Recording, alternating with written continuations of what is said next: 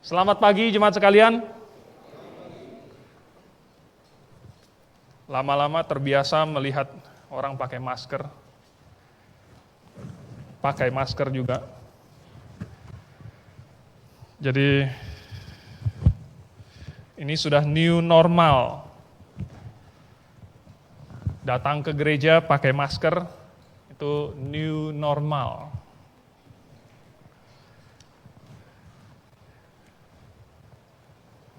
Ke restoran tetap pakai masker. Tapi kalau mulai makan, buka masker. Sekarang new normalnya haruslah datang ke gereja juga. Saya ingat, tahun lalu 2020 itu minggu keempat bulan Maret, ketika GBI Agrave mulai kebaktian full secara online. Sebenarnya yang hadir juga masih ada, tapi cuman orang dalam saja. Ya. Orang dalam yaitu yang tinggal di gedung ini, karena kita tinggal di gedung ini semuanya satu keluarga, ya memang tinggal sama-sama di sini. Selama 1 tahun ini sudah banyak sekali yang kita alami. Kita tetap belajar firman Tuhan, dan saya rasa banyak sekali orang yang dikuatkan, baik itu lewat kesulitan, atau sakit penyakit, atau bahkan kehilangan. Tetapi ya, lewati air ataupun api, Tuhan memimpin kita terus. Amin jemaat sekalian. Jadi saya ucapkan selamat kepada yang hadir di sini maupun yang di rumah menonton, kapanpun, karena Anda masih bersama-sama dengan kami. Dan walaupun sudah 1 tahun, ini kita jangan lemah iman, tapi harus semakin kuat justru. Kalau jemaat lain kehilangan jemaat, anggotanya kocar-kacir, tidak tahu mau ngapain, seperti domba yang tersesat tidak punya gembala. Tapi jemaat GBI Agrave tidak boleh demikian. Kita mengutamakan, sama seperti yang kita percaya, firman Tuhan dan kebenaran. Kita mengutamakan, seperti yang kita percaya, hal-hal rohani dan bukan hal-hal duniawi. Kita percaya kepada Tuhan, bukan hanya kepada dokter atau tenaga kesehatan, tetapi terutama kepada Tuhan. Oke, mari kita buka Alkitab kita di dalam 1 Yohanes, surat 1 Yohanes pasal yang pertama. Bulan yang lalu kita membaca ayat 5-7, hari ini kita membaca ayat 9 dan 10. Tapi nanti Anda pulang, saya sarankan Anda membaca kembali, mulai dari ayat 1-nya sampai ayat yang ke-10, seluruh pasal 1 dari surat 1 Yohanes pasal 1 ini. Karena sangat sederhana namun memiliki pengajaran yang luar biasa. Kita baca ayat 9 dan 10 bersama-sama pada hitungan yang ketiga. 1, 2, 3. Jika kita mengaku dosa kita, maka Ia adalah setia dan adil, sehingga Ia akan mengampuni segala dosa kita dan menyucikan kita dari segala kejahatan.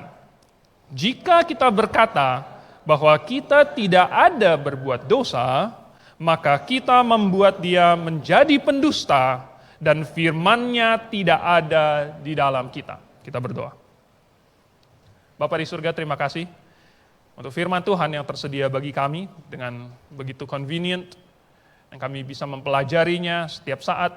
Dan pada hari Minggu pagi ini kami berkumpul untuk melakukan kehendak-Mu dan juga untuk mempelajari firman-Mu. Kami mohon supaya Roh Kudus memberikan kami pengertian dan menggunakan firman Tuhan ini untuk menguatkan kami atau bahkan menegur kami supaya kami tetap berada di dalam kehendak-Mu. Kami berdoa dalam nama Tuhan Yesus. Amin.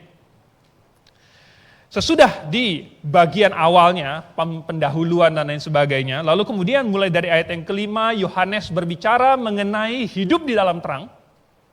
Jadi kalau orang yang sudah mengaku diselamatkan, maka dia hidup di dalam terang.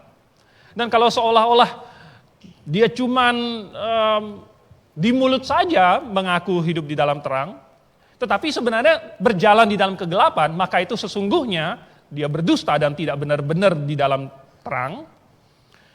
Maka lalu kemudian dia melanjutkan bahwa bahwa kita semua berdosa. Tentu maksudnya adalah bahwa semua manusia sudah berdosa.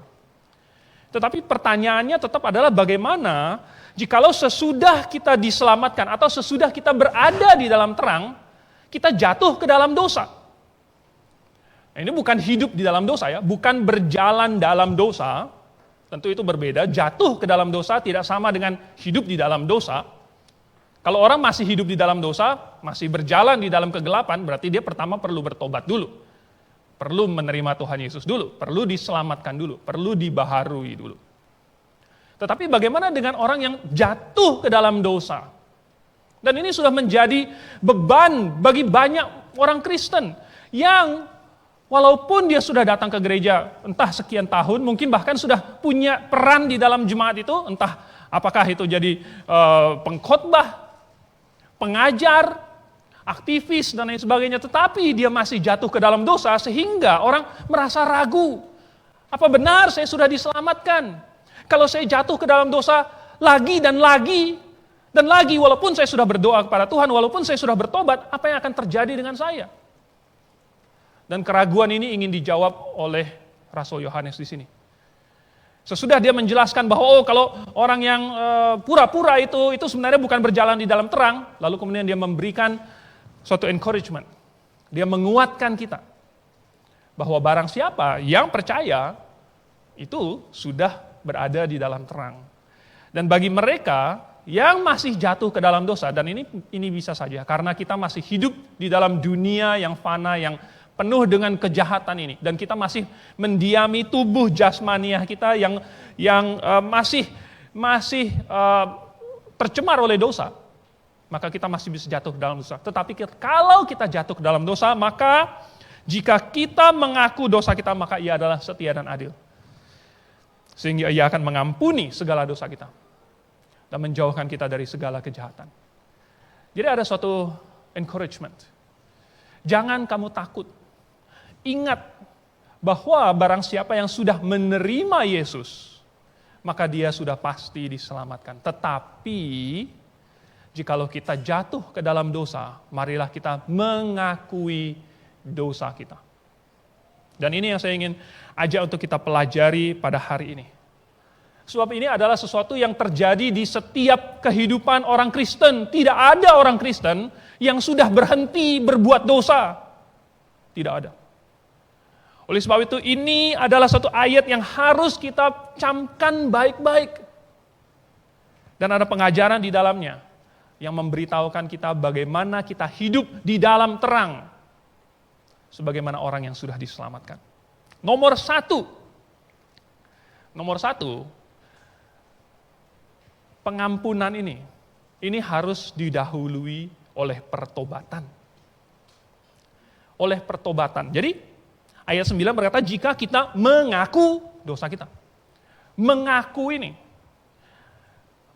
tidak sama dengan sikap menantang. Ya. Kadang-kadang kalau di Jakarta, entah kalau di kota lain bagaimana, tapi kalau di Jakarta, kadang-kadang kalau lagi di jalanan, ya, lalu kemudian terjadi senggolan atau kecelakaan atau apa, bisa-bisa yang salah malah lebih galak. Benar nggak? Siapa yang pernah mengalami? Karena saya sendiri sudah pernah mengalami. Ya. Yang nabrak, yang salah malah lebih galak. Yang benar malah ketakutan, waduh, ini bagaimana ini? Terjadi kecelakaan lalu lintas. Lalu menantang, saya memang salah. Lalu kamu mau apa? Waduh.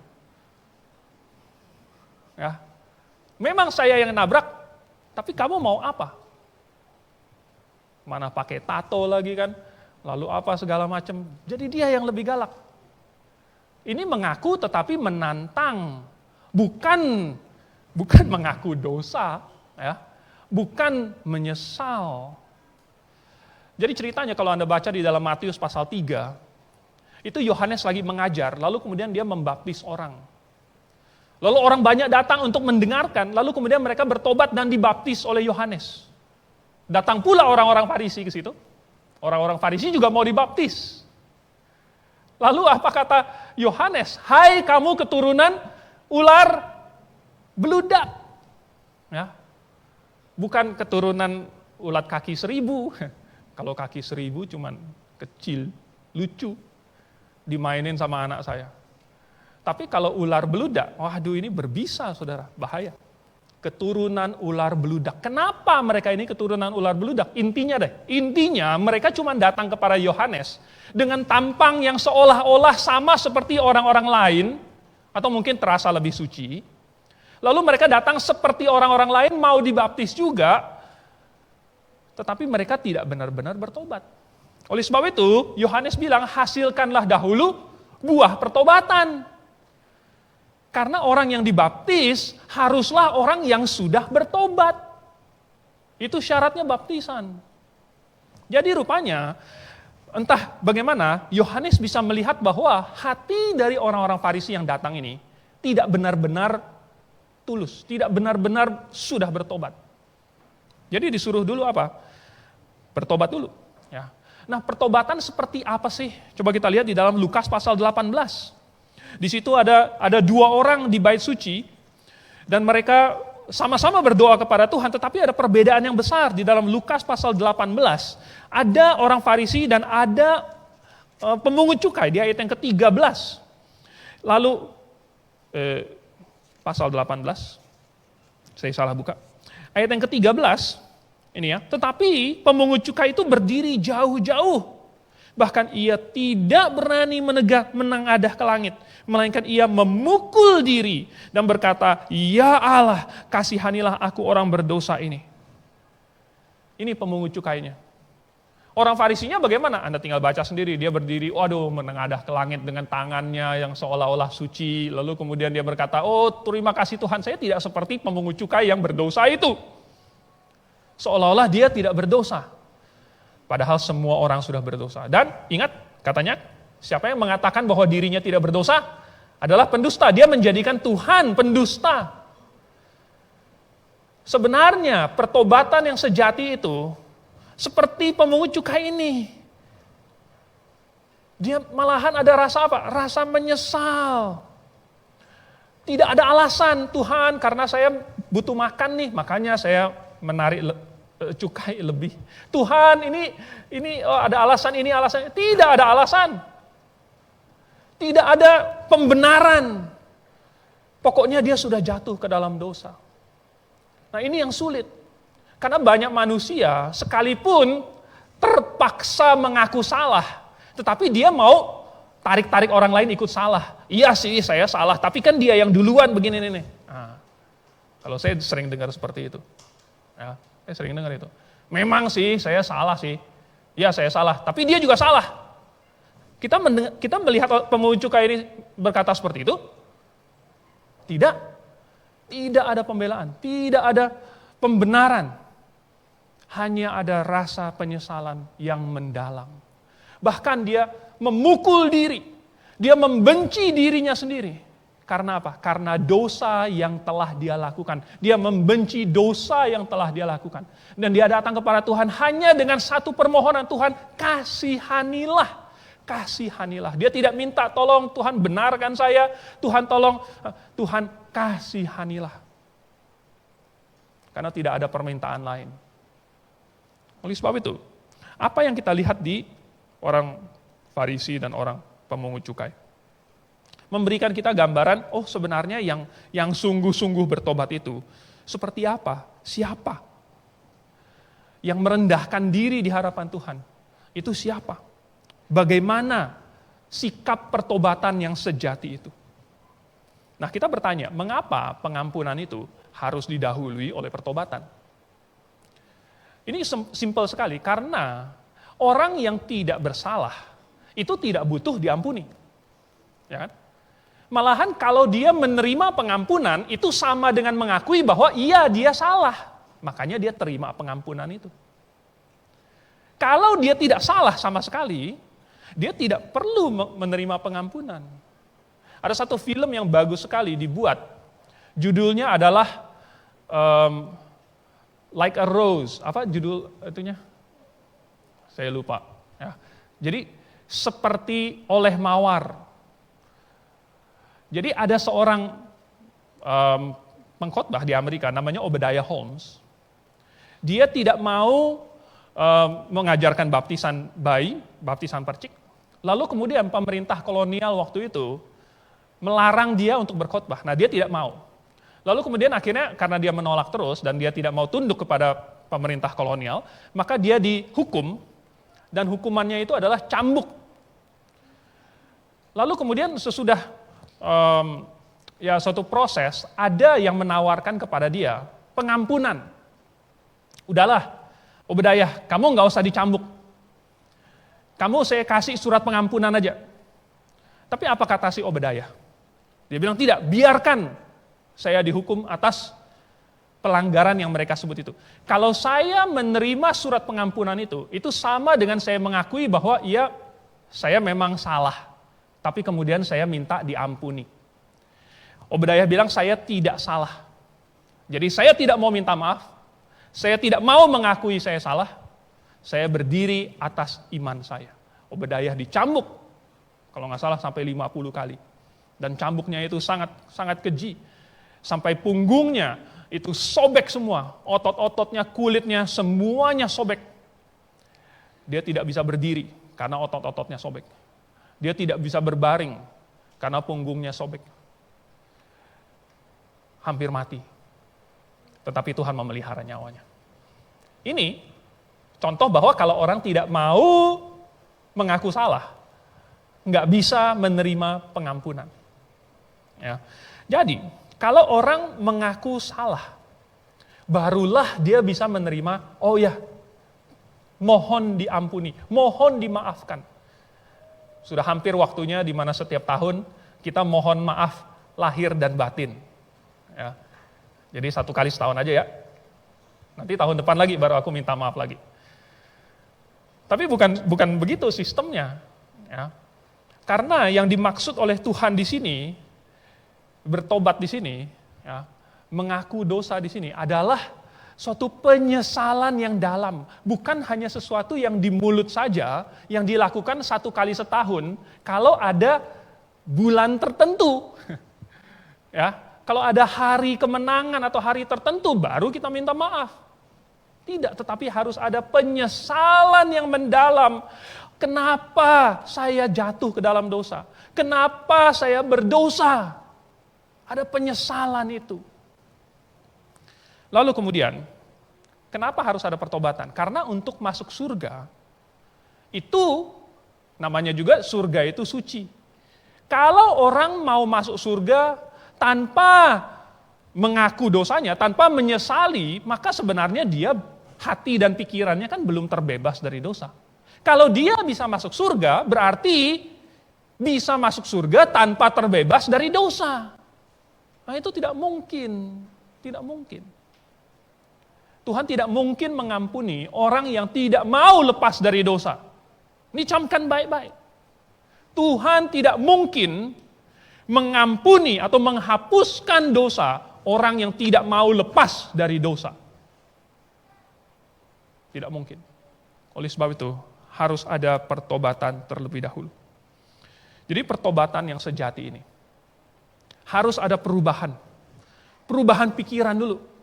Mengakui bahwa yang saya lakukan ini memang salah. Ini salah. Suatu perubahan dulu. Lalu kemudian perubahan apa lagi? Perasaan. Perubahan perasaan bahwa aduh, saya jadi nggak suka, saya jadi sedih. Kalau saya melakukannya, saya menjadi apa? Perasaannya menjadi takut. Menjadi tidak enak. Ini perubahan perasaan yang tadi sebelumnya oke saja. Sebelumnya merasa tidak apa-apa. Tetapi sesudah seseorang bertobat, maka yang tadinya dia sukai itu, tidak lagi dia sukai. Ada perubahan perasaan. Lalu kemudian ada perubahan kehendak. yang mau menjauhi itu, yang mau meninggalkan itu, dan mau berpaling kepada yang benar. Jadi harus ada perubahan itu, perubahan pikiran, perubahan perasaan, dan perubahan kehendak. Itu adalah pertobatan yang sejati. Saudara, itu yang pertama. Bahwa untuk seseorang diampuni, pertama-tama harus didahului oleh pertobatan. Ini mesti dicatat. Nah, yang kedua, yang kita pelajari dari 1 Yohanes pasal 1 ayat 9 dan 10 ini, yaitu pengampunan yang Tuhan berikan, itu bersifat total dan sempurna. Total dan sempurna. Apa yang dimaksud di sini? Jadi, barang siapa yang menerima Tuhan Yesus, ini diampuni. Nah, mungkin kita melihat, kita membaca 1 Yohanes pasal 1 ayat 9 ini. Kalau saya membacanya, kesan saya adalah, pokoknya kalau seseorang bertobat, kalau seseorang mengakui dosanya, maka Tuhan pasti akan mengampuni dia. Pasti, enggak pakai ini lagi, oke? Kalau kamu mengaku plus bayar ini ya, wani piro, ya. Gimana ngomongnya? Saya bukan orang Jawa sih, jadi nggak bisa. Jadi mau ada syarat lagi, ada surat lagi, harus ada melakukan ibadah lagi dan lain sebagainya. Tidak ada kalau kita baca di dalam Alkitab. Kalau Tuhan kata mengampuni, maka mengampuni dan diampuninya secara total, secara sempurna. Tidak ada sisa-sisanya lagi. Jadi pertama-tama kita melihat bahwa orang yang diampuni dosanya, dianggap sudah selesai dosanya. Kasusnya sudah ditutup. Kasusnya sudah kelar. Dosanya sudah selesai. Bukan tanpa konsekuensi. Tetap ada konsekuensinya. Dan Alkitab berkata bahwa konsekuensi dari dosa adalah maut. Jadi maut itu tetap ada. Karena sudah ada dosa. Nggak bisa Tuhan pura-pura, oh ya udah kalau gitu saya tutup mata aja, pura-pura nggak pernah terjadi dosa itu. Nggak bisa. Dosa itu sudah tetap terjadi dan tetap harus ada konsekuensinya, tetapi konsekuensinya ditanggung seluruhnya oleh Yesus. Sehingga barang siapa yang percaya kepada Yesus, yang menerima dan yang bertobat, maka dia dianggap sudah diselesaikan. Konsekuensinya sudah dijalankan. Tetapi ditanggung oleh Tuhan Yesus. Jadi tidak ada sisa lagi. Maka orang yang sudah menerima Yesus, itu sudah tidak ada sisa dosa untuk dia tanggung sendiri lagi. Semuanya sudah ditanggung oleh Tuhan Yesus. Tidak perlu lagi dia dihukum. Tidak perlu lagi dia berada di bawah atau di dalam status ini masih orang berdosa. Tidak. Kalau orang yang sudah selesai masa tahanannya, dia bukan lagi narapidana. Dia sudah menjadi orang bebas. Demikian juga orang yang sudah menerima Yesus, dan Yesus sudah menanggung semua dosanya, maka dia bukan lagi orang berdosa, tetapi disebut orang kudus. Itulah sebabnya Paulus menulis kepada jemaat di Efesus dan menyebut mereka orang-orang kudus di Efesus, orang-orang kudus di Galatia, orang-orang kudus di Korintus. Karena mereka sudah ditebus dosanya, sudah dijalankan konsekuensinya dan ditanggung oleh Yesus. Jadi, barang siapa yang sudah menerima Yesus, kapan saja dia mati, dia pasti masuk surga. Pasti. Bukan mudah-mudahan, bukan kemungkinan besar masuk surga, tetapi pasti masuk surga. Bukan karena dianya sendiri hebat, tetapi karena semua dosanya sudah diserahkan kepada Yesus dan ditanggung konsekuensinya oleh Yesus. Nah, itu buat orang yang bertobat dan menerima Tuhan Yesus. Tetapi bagaimana dengan kita yang sudah diselamatkan, yang masih jatuh ke dalam dosa? Masihkah Tuhan mau mengampuni kita? Iya. Makanya di ayat yang ke-9 itu, jika kita mengaku dosa kita, maka Ia adalah setia dan adil. Dan Ia akan mengampuni segala dosa kita. Nah, pengampunan dari Tuhan ini tidak seperti pengampunan manusia. Kalau manusia bisa mengampuni secara tidak tulus. Ya. Buktinya apa? Enggak tulus. Ngomongnya sih iya, udah saya maafin. Tapi nanti masih diinget-inget lagi. Masih diungkit-ungkit lagi. Nanti diingetin lagi, dulu tuh kamu pernah begini ya, awas, nanti kamu mesti begini sekarang, diancam lah dan lain sebagainya. Ini namanya bukan dimaafkan. Sehingga muncul istilah forgive and forget. Ya, sesudah memaafkan, harus melupakan. Nah, ada orang yang nggak bisa terima, dia bilang saya bisa maafin, tapi saya nggak bisa melupakan. Jangan-jangan ada yang seperti itu di sini. Ya. Kalau Anda memaafkan tetapi nggak pernah bisa lupa, maksudnya nggak pernah bisa melepaskan, melapangkan hati Anda, maka itu tidak benar-benar memaafkan. Bayangkan kalau Tuhan memaafkan kita dengan cara seperti itu, yang nggak tulus, berapa banyak dosa kita kepada Tuhan setiap hari? Berapa banyak? Makanya Petrus tanya kepada Tuhan Yesus, Guru, berapa kalikah aku harus mengampuni saudaraku yang berbuat dosa kepadaku? 7 kali? Oh, Petrus pikir 7 kali udah banyak. Ya kan? Jago nih kalau saya bisa mengampuni saudara saya 7 kali. Hebat. Tapi Tuhan Yesus bilang apa? 70 kali 7.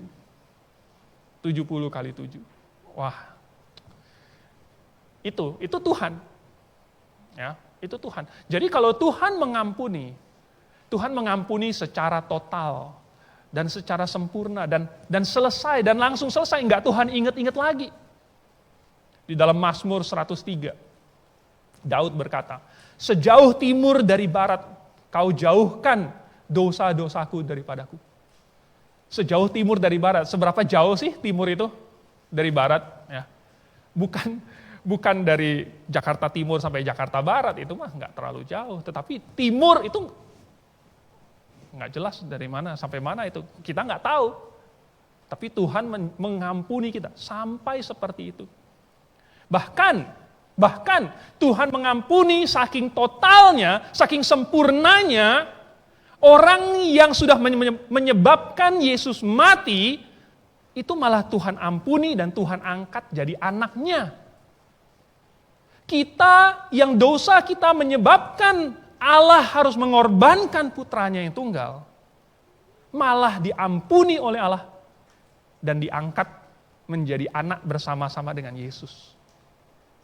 Itu setotal itu pengampunan dari Tuhan. Dan inilah yang manusia butuhkan.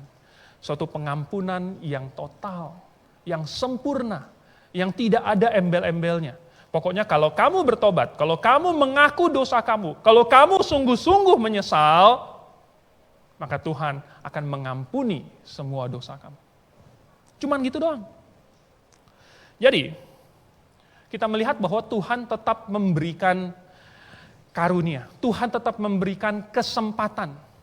Buktinya apa? Petrus ini melakukan kesalahan yang besar sekali. Dia sudah besar bicara duluan.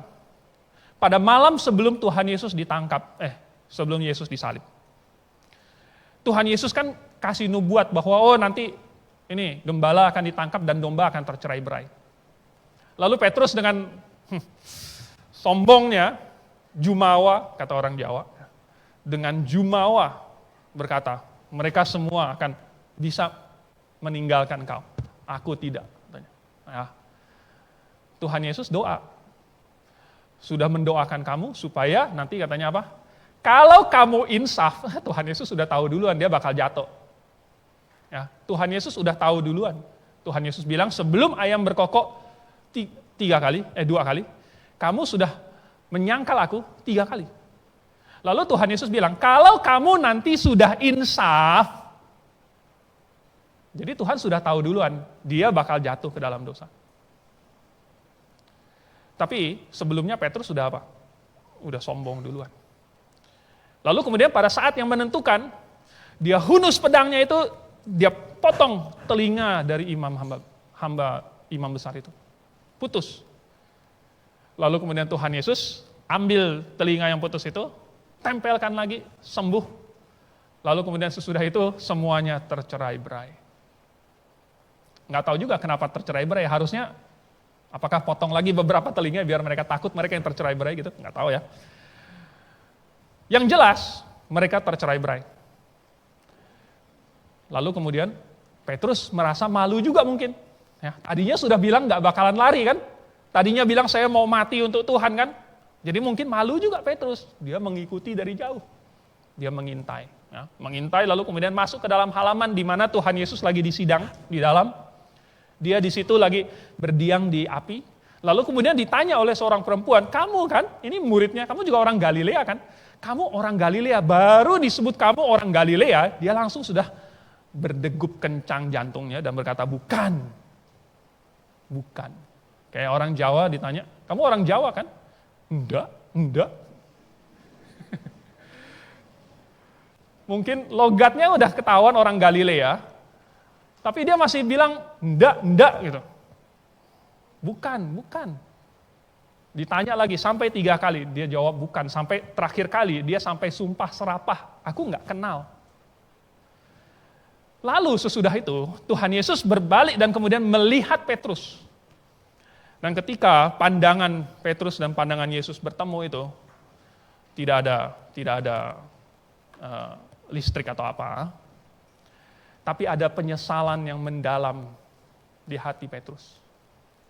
Karena dia ingat apa yang Tuhan Yesus katakan, bahwa sebelum ayam berkokok 2 kali, kamu sudah menyangkal aku 3 kali.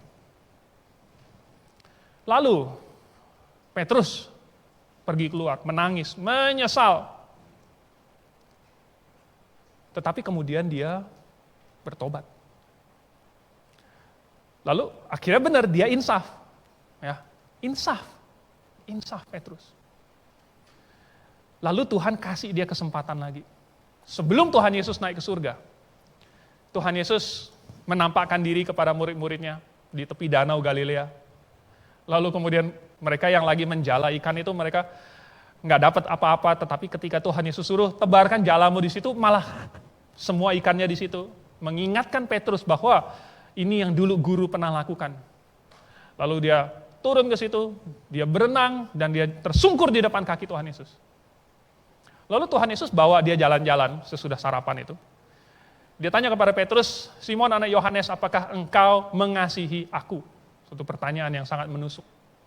Mungkin terngiang-ngiang di dalam pikiran Petrus. 3 kali dia menyangkal Tuhan Yesus, aku tidak kenal orang itu. Lalu sekarang Tuhan tanya kepada dia, apakah engkau mengasihi aku? Lebih daripada mereka ini. Jawabannya akhirnya nggak bisa apa-apa lagi. Tuhan, engkau tahu. Engkau tahu segala sesuatu. Bahwa aku mengasihimu. Jadi Petrus sudah insaf. Oke. Petrus insaf. Bagus. Jadi habis itu Tuhan kasih dia satu tugas. Gembalakanlah domba-dombaku. Tuhan tidak membuang Petrus. Ya. Walaupun Petrus sudah jatuh, sudah tersungkur, tetapi justru yang jatuh dan tersungkur itulah yang Tuhan angkat tangannya dan bangkitkan kembali. Kenapa? Karena dia insaf. Dia insaf. Jadi Tuhan bukan membuang orang yang sudah jatuh ke dalam dosa. Karena kalau Tuhan membuang semua orang yang jatuh ke dalam dosa, maka kita semua ini dibuang semuanya. Tuhan tidak menganggap orang berdosa, orang yang jatuh ke dalam dosa itu sebagai, oh ini udah second hand, udah jatuh harga, udah nggak ada harganya, udah nggak mau dipakai lagi. Tidak. Petrus Tuhan pakai. Paulus orang yang menganiaya jemaat, sampai Tuhan sendiri harus menampakkan diri kepada Paulus dan berkata, Saulus, Saulus, mengapa engkau menganiaya aku? Akhirnya Saulus, Tuhan bilang apa? Orang ini adalah alat pilihanku.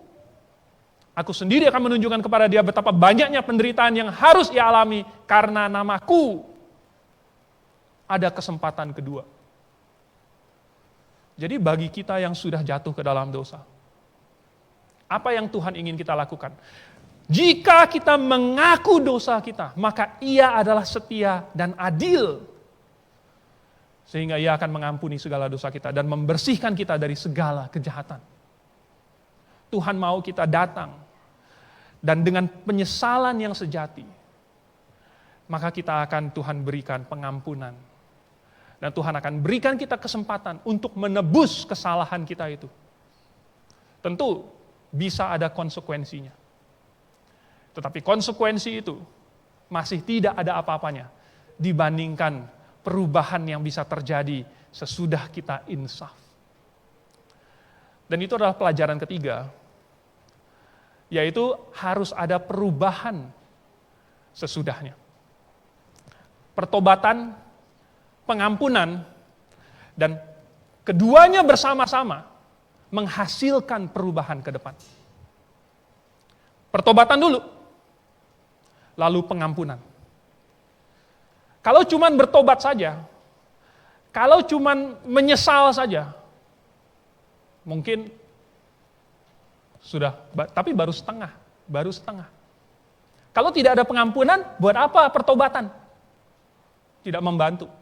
Tetapi pertobatan dan pengampunan bersama-sama menghasilkan perubahan ke depan. Jadi, pertama harus ada perubahan perilaku dulu. Tadi saya ajak kalian lihat di Matius pasal 3, Yohanes membaptis. Paralelnya di Lukas pasal 3, Yohanes membaptis. Dan banyak orang datang ke situ. Orang Farisi datang kemudian ditolak, kamu jangan, kenapa? Karena kamu belum bertobat. Lalu kemudian orang-orang yang lain di situ melihat bahwa orang Farisi ditolak. Mereka bertanya kepada Yohanes, kalau begitu apa yang harus kami perbuat? Kalau orang Farisi saja dianggap belum bertobat, padahal orang Farisi apa? Dia puasa 2 kali seminggu, dia berdoa di bait suci, dia memberikan persepuluhan dari adas, selasi, jintan, dan kemudian orang Farisi udah begini, orang begini. Kalau mereka saja dianggap belum bertobat, bagaimana dengan saya pemungut cukai? Bagaimana dengan saya orang berdosa? Apa yang harus kami lakukan? Mereka tanya kepada Yohanes. Lalu Yohanes kasih daftar kepada mereka. Ini, kalian boleh baca nanti di Lukas pasal 3. Yohanes bilang, kalau kamu punya 2 helai baju, kasih 1 kepada tetanggamu, kepada saudaramu. Dan lain sebagainya. Lalu pemungut cukai tanya, kalau kami, apa yang harus kami lakukan? Jangan mengambil lebih daripada yang ditetapkan bagimu. Jadi sistem pemungut cukai itu adalah, pemerintah Roma menetapkan satu daerah, ini jumlah pajaknya berapa? Berdasarkan jumlah penduduk, berdasarkan ekonomi, wilayah, dan lain sebagainya. Jadi, kemudian mereka mengangkat satu pemungut pajak untuk daerah tertentu. Nanti ada daerah lain lagi, ada pemungut pajak yang lain. Jadi pemungut-pemungut ini, mereka dikasih kuota dan mereka harus narik dari keluarga-keluarga untuk mencapai kuota itu yang nantinya disetorkan ke Roma. Nah tentunya, yang tahu kuotanya kan cuma siapa? Cuma Roma sama dia kan? Jadi kalau dia mau narik lebih, ya orang juga nggak tahu. Dan lain sebagainya. Oleh sebab itu, Yohanes bilang, jangan mengambil lebih daripada apa yang ditetapkan bagimu. Prajurit tanya sama dia, kalau gitu apa yang harus kami lakukan? Jangan memeras. Anda boleh baca. Jadi ada hal-hal yang, ini sekarang beda. Sekarang jangan dilakukan. Ada perubahan perilaku. Kenapa? Karena ada pertobatan. Karena ada kesadaran bahwa ini salah, jangan lagi saya lakukan. Ada satu perasaan, saya tidak mau lagi melakukan yang salah. Harus ada perubahan perilaku itu, baru itu namanya pertobatan. Betapa dunia ini akan indah sekali kalau orang Kristen sungguh-sungguh bertobat. Dan tidak lagi berbohong, berjudi, merokok, minum, berzina, omong kotor, dan lain sebagainya. Indah sekali, dunia ini akan terkaget-kaget. Orang Kristen jadi begini, yang namanya Kristen itu seperti ini. Itulah yang terjadi di abad pertama. Ketika orang Kristen merajalela. Kenapa mereka merajalela? Kenapa Injil begitu cepat? Sampai seluruh Asia, seluruh dunia mendengar Injil. Karena orang-orang yang mendengarnya itu, mereka bertanya kepada para rasul, apa yang harus kami perbuat? Dan mereka berubah. Dan perubahan itu dilihat oleh orang-orang di sekitarnya. Dan itu mengubah mereka juga. Karena mereka menerima Yesus, karena kesaksianmu itu. Dan semuanya berkata bahwa ini orang-orang yang baik. Mereka kasih nama Kristen. dan lain sebagainya. Perubahan itu terlihat. Lalu kemudian harus ada perbaikan. Ya kadang-kadang kalau orang sudah bertobat maka dia harus ya apa istilahnya reparasi ya. Kalau perang misalnya di perang dunia kedua atau perang dunia pertama atau perang apapun lah, yang kalah perang biasanya itu harus melakukan reparasi. Jadi bayar ganti rugi kepada pihak lain. Kenapa? Karena sudah perang entah dengan cara yang tidak benar atau apa. Jadi reparasi ini adalah demi memperbaiki hubungan kita dengan orang. Kalau kita berdoa kepada Tuhan, Tuhan ampunilah saya sudah melakukan ini, itu mengaku kepada Tuhan, itu memperbaiki hubungan kita dengan Tuhan. Tetapi kalau kita bersalah kepada teman, kepada orang, maka kita juga perlu memperbaiki hubungan kita dengan orang. Itu namanya reparasi. Orang yang mencuri, mengembalikan barang yang ia curi. Orang yang mengakibatkan kerugian, mungkin mengkompensasi atau apa. Yang jelas ada usaha untuk memperbaiki hubungan dengan sesama manusia. Memang sulit, tetapi ini membawa damai sejahtera. Membawa damai sejahtera. Dan pertobatan dan pengampunan ini menghasilkan damai, sukacita.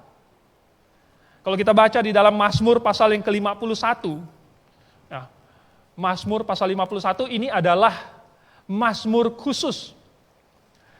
Dibuat oleh Daud ketika Nabi Nathan menegur dia perihal Batsheba. Nah, kalau kalian ingat ceritanya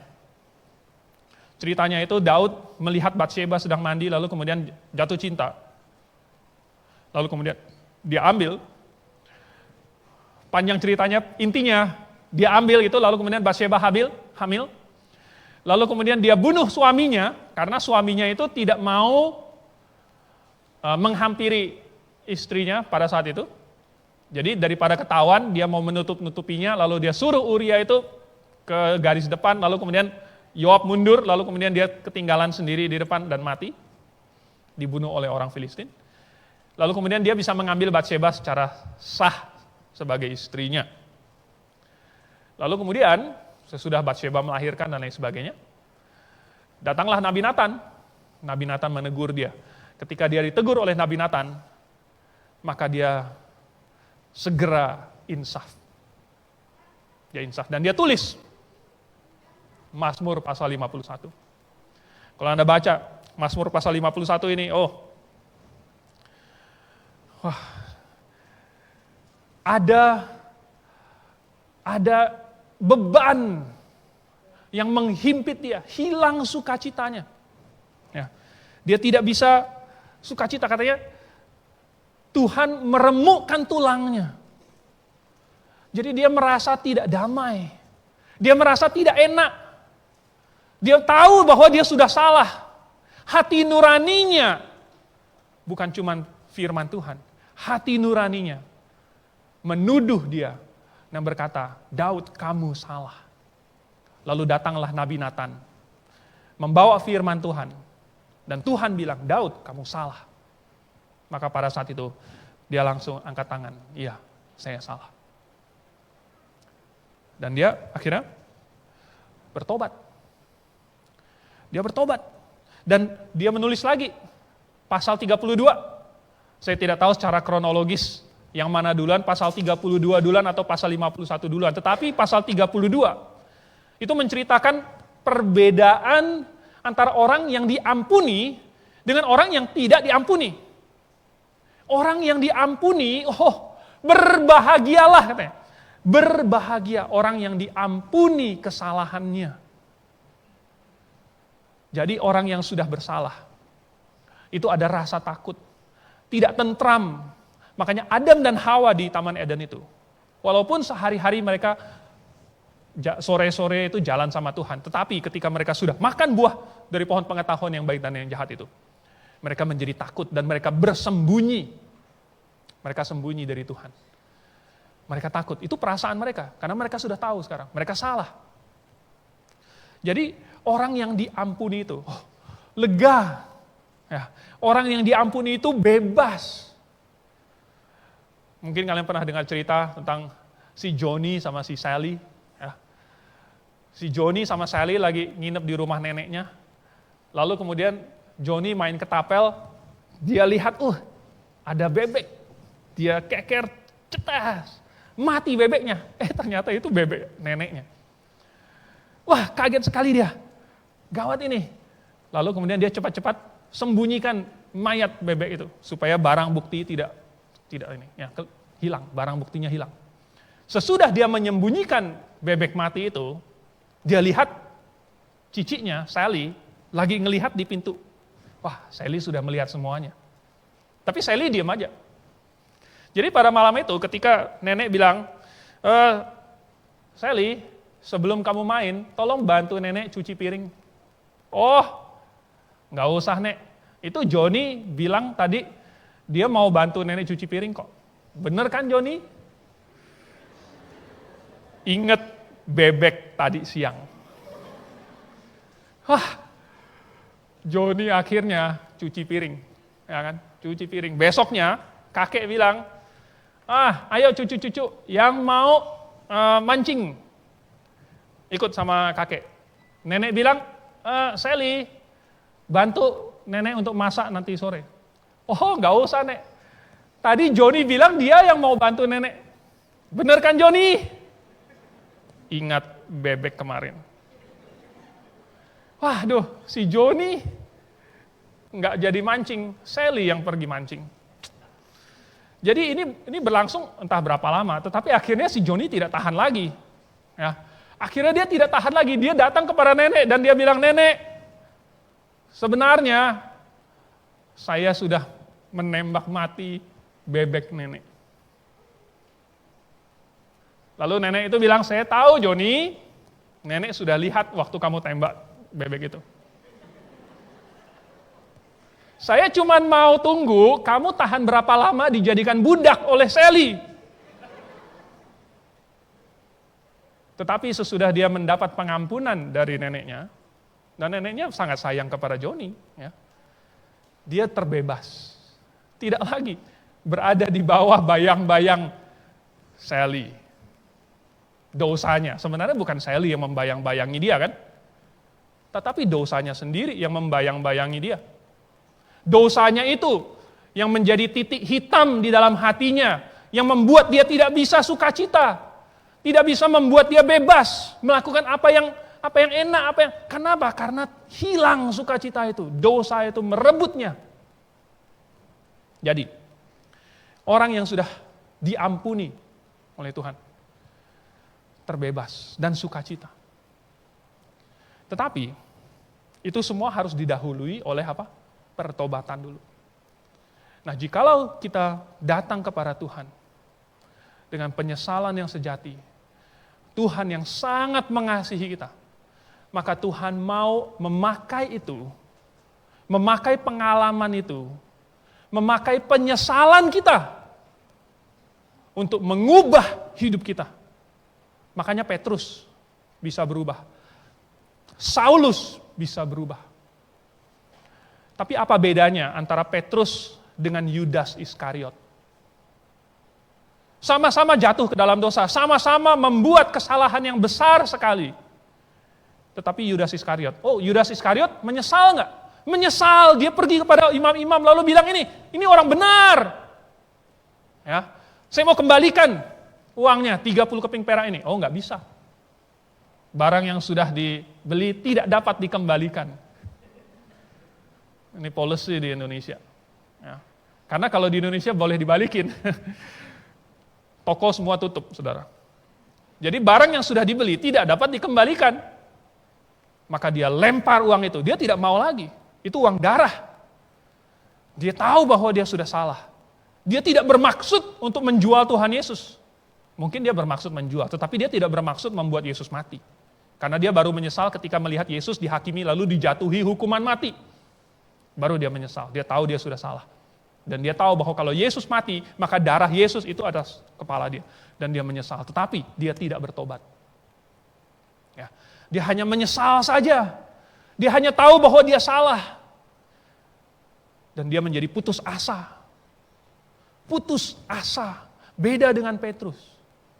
Petrus akhirnya ketika Tuhan Yesus disalib, Petrus menangis. Kata-katanya murid-murid menangis. Termasuk di situ adalah Petrus. Petrus mau punya kesempatan lagi untuk bertobat, untuk minta ampun kepada Tuhan. Tidak seperti Yudas.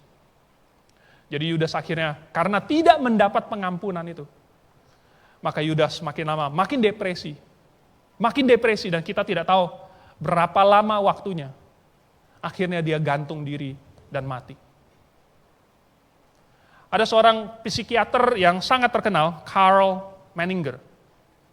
Karl Menninger ini dia bilang, kalau saya bisa meyakinkan semua pasien di psikiater ini, ya, di rumah sakit psikiatri, itu adalah untuk orang-orang gila ya.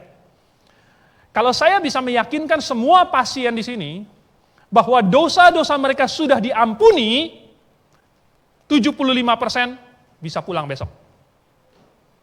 Dia bilang begitu.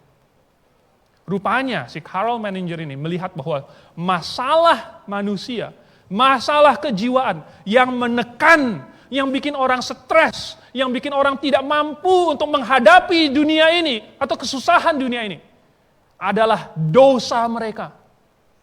Hati nurani mereka sendiri. Kalau mereka bisa diyakinkan bahwa dosa-dosa mereka sudah diampuni, 75% dari mereka bisa langsung pulang besok.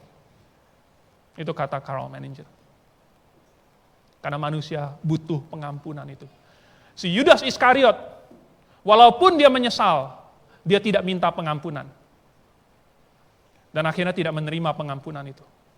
Dia malah mati di dalam keputusasaan. Tapi tidak demikian dengan kita. Karena kita sudah diselamatkan. Dan kita memiliki pengharapan bahwa jika kita mengaku dosa kita, maka Ia adalah setia dan adil. Oleh sebab itu, bertobatlah. Mengakulah kepada Tuhan semua dosa kita, sesali itu, dan berubahlah. Mari kita tutup.